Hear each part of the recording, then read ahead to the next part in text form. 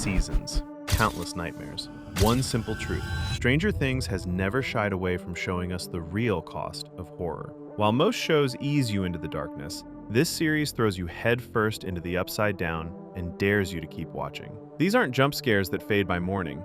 These are the moments that stay with you. The moments that prove Hawkins, Indiana isn't just fighting monsters from another dimension, it's fighting the monsters inside us all. The massacre that revealed everything. Season 4, Episode 7, The Massacre at Hawkins' Lab, exposed the darkest truth in Stranger Things history. Eleven didn't murder the children at Hawkins' lab, but she's responsible for unleashing the monster who did. The episode runs 1 hour and 38 minutes, making it feature length. September 8th, 1979. That's the date burned into the series mythology. Through the Nina Project, Eleven finally recovered her true memories of that day. The friendly orderly who played chess with her, who seemed to care about her, was actually number 1, Henry Creel, Brenner's original test subject. When Eleven removed the inhibitor chip from one's neck, he massacred every child in the facility. The deaths were shown in graphic detail: bones bent at unnatural angles, bloody eye sockets, bodies of children splayed across beds and hallways. One then revealed his past to Eleven,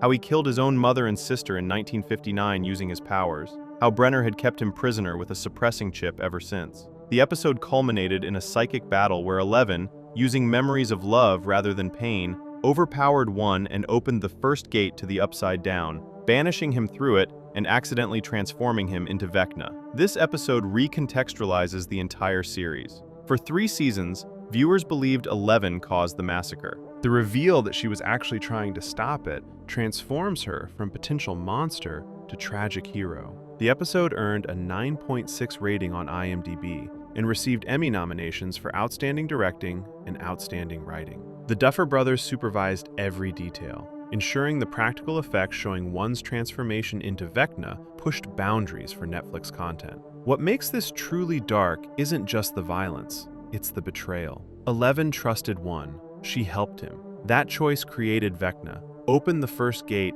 and set every terrible event in the series into motion. The darkness here isn't about jump scares. It's about living with consequences you never intended. When death came for Max Mayfield, Season 4, Episode 9, The Piggyback, delivered the most brutal death sequence in Stranger Things by killing Max Mayfield in front of her friends while Vecna broke every bone in her body. The finale episode runs 2 hours and 30 minutes. Max volunteered as bait to lure Vecna into a trap, putting herself in the Creel house with Lucas and Erica while the others attacked Vecna from the Upside Down. The plan worked initially. Eleven piggybacked into Max's mind from a makeshift sensory deprivation tank in a Nevada Surfer Boy pizza freezer. But Jason Carver attacked Lucas during the crucial moment, preventing him from waking Max with her headphones. Vecna caught Max in her memories and dragged her to his mindscape. Despite Eleven fighting Vecna psychically, he lifted Max's body into the air in the real world. Her arms snapped, her legs broke, her eyes bled. She fell to the ground, blind and broken. Lucas held her as she told him she wasn't ready to die. Then her heart stopped. Max was clinically dead for over a minute. Eleven refused to accept it, reaching out from the void and somehow restarting Max's heart. But when the episode ended, Max lay in a coma, her fate uncertain. When Eleven tried to find her consciousness in the void, she found nothing. Max's death, even temporary, opened the 4th gate and allowed the Upside Down to invade Hawkins. 4 giant fissures tore through the town, meeting at the library, exactly as Vecna planned. What makes this sequence unbearable isn't the special effects. It's watching Lucas's helplessness. He's beaten bloody by Jason, unable to reach Max's headphones, forced to watch the girl he loves die in his arms. Sadie Sink's performance sold every second of Max's terror and pain. The episode doesn't cut away from her suffering. Cameras linger on her broken body, on Lucas's desperate attempts to revive her, on Eleven's rage at losing someone else. The Duffer Brothers cited Nightmare on Elm Street and Hellraiser as inspirations for Season 4, and this scene proves it. The darkness comes from the stakes feeling real. Max sacrificed herself to save Hawkins, and it still wasn't enough. She's alive, but brain dead, trapped somewhere between life and death. That's darker than just killing her. Don't forget to subscribe and turn on notifications so you don't miss our Season 5 breakdown when it drops. The Death That Broke Joyce Byers. Season 2, Episode 8, The Mind Flayer, killed Bob Newby in one of the most heroic and horrific deaths in the series by having Demodogs tear him apart just as he reached safety. Bob Newby, Joyce's boyfriend, played by Sean Astin, was trapped inside Hawkins' lab when Demodogs broke through from the Upside Down. The power was out, the security doors were locked, and everyone was trapped. Bob volunteered to manually reboot the computer system using basic programming knowledge from his Radio Shack job. Hopper gave him his gun and his ID, and Bob descended alone into the lab's basement. Guided by Dr. Owens over radio, Bob navigated past Demodog-infested corridors, rebooted the system, and unlocked the doors. He had several close calls, hiding in a closet when a Demodog passed, accidentally knocking over a mop that alerted the creature, using a sprinkler system to distract it. Bob made it to the exit where Joyce, Hopper, Mike, and Will waited. He stopped. He smiled at Joyce. Then a Demodog burst through the door and tackled him. Multiple Demodogs swarmed his body, tearing into him while Hopper fired rounds into the pack. Hopper grabbed Joyce and pulled her away, honoring Bob's earlier advice. "Don't wait for me. Get them the hell out." Bob was still twitching as the camera cut away. The Duffer Brothers confirmed they were sobbing while writing Bob's death scene.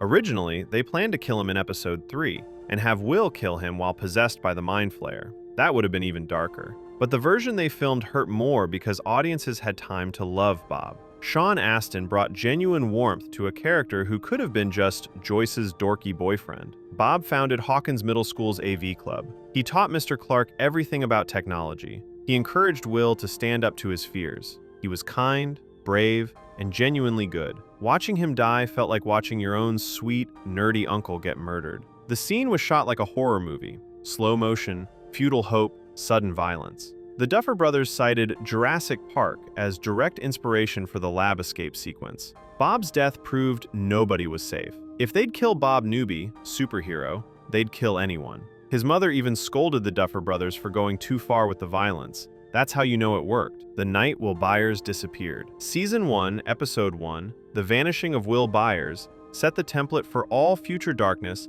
by showing an innocent child hunted through his own home and dragged into another dimension. November 6, 1983. Will Byers left a Dungeons & Dragons game at Mike Wheeler's house after rolling a 7, meaning the Demogorgon got him in the game. While biking home past Hawkins' lab, his bike light flickered. He saw a humanoid figure in the road, crashed, and ran home. Nobody was there. Will tried to call 911, but heard only static. Through the window, he saw the figure stalking him. The lock on his door opened from the outside. Will ran to the garden shed and loaded his BB gun. When he turned around, the creature stood behind him. Will vanished. The episode cold opens with a Hawkins lab scientist running through corridors from an unseen creature, getting trapped in an elevator where the monster kills him before the doors close. Later, Hopper and his deputies found Will's abandoned bike on Mirkwood Road.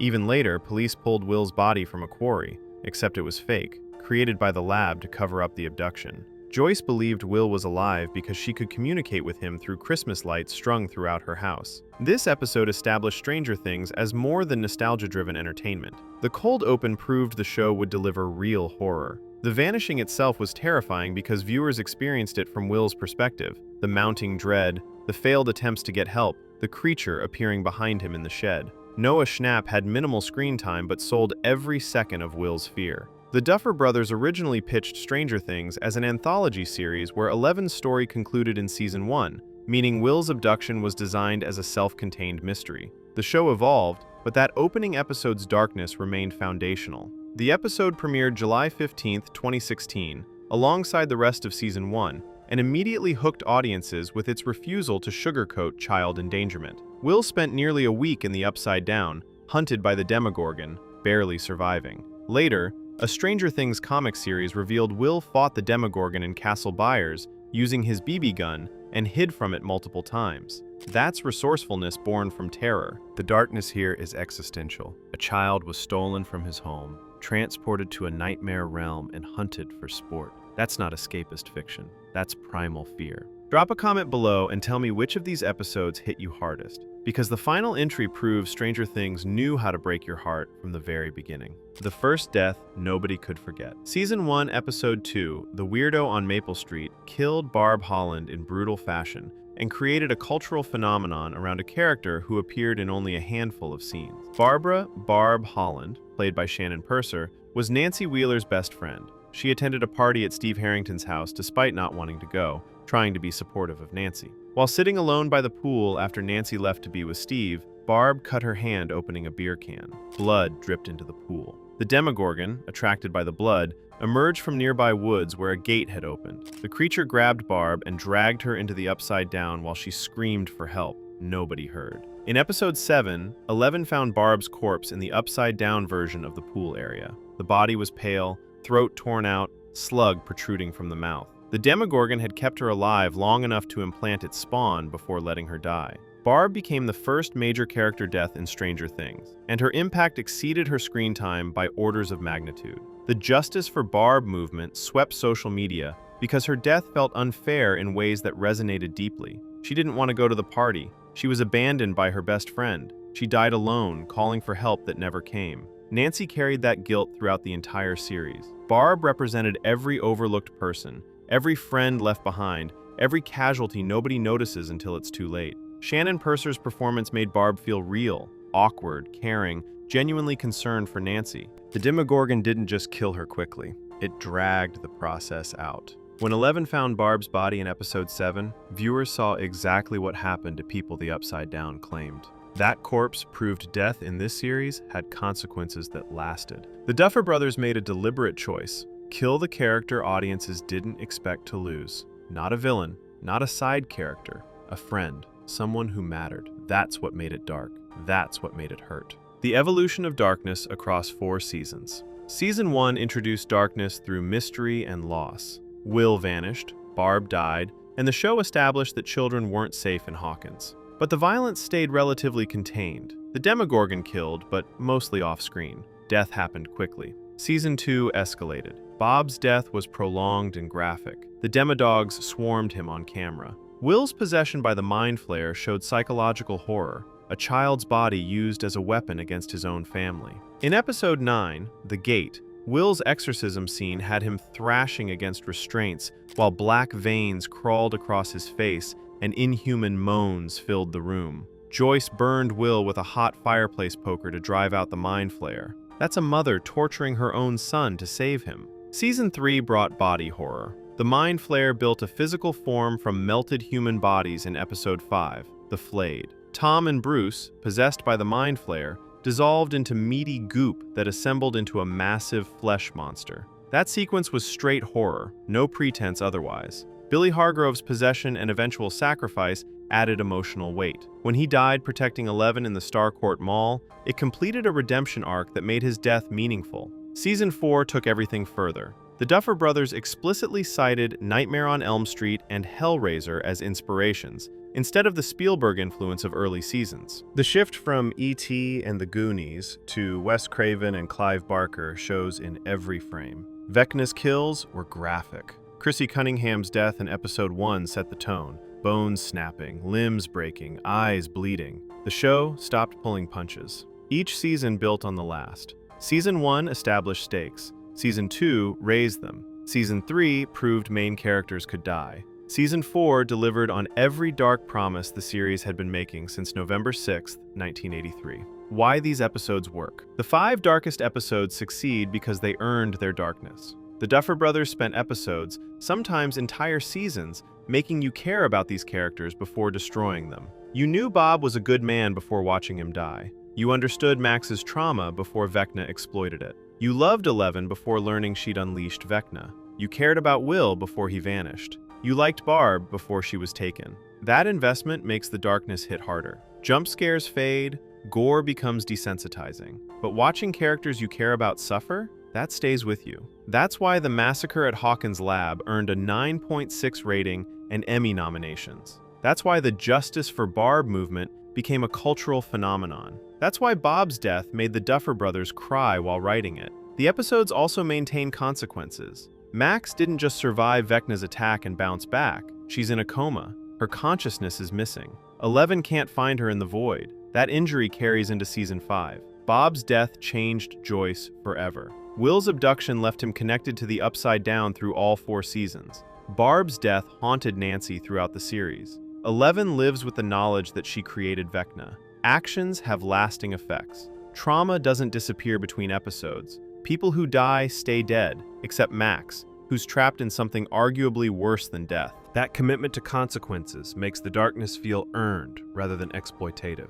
Stranger Things proved it's more than 1980s nostalgia wrapped around a Monster of the Week formula. It's a horror series that happens to feature kids from that era. The darkness was always there, coded into the show's DNA from the moment a child vanished riding his bike home. These 5 episodes are when that darkness hit hardest. The massacre at Hawkins' lab recontextualized 4 seasons of storytelling with one reveal. The piggyback delivered the most brutal death sequence in the series. The Mind Flayer killed the character everyone thought was safe. The vanishing of Will Byers established that children weren't protected by plot armor. The weirdo on Maple Street created a cultural movement around a character who appeared in only a handful of scenes. The pattern is clear. Nobody's safe. Not the heroes, not the side characters, not the people you've grown to love. That's what makes these episodes so dark. You watch them knowing that caring about these characters means accepting they might not survive. You invest anyway because the Duffer Brothers made them worth caring about. Season 5 will bring more darkness. Will's connection to Vecna will come into focus.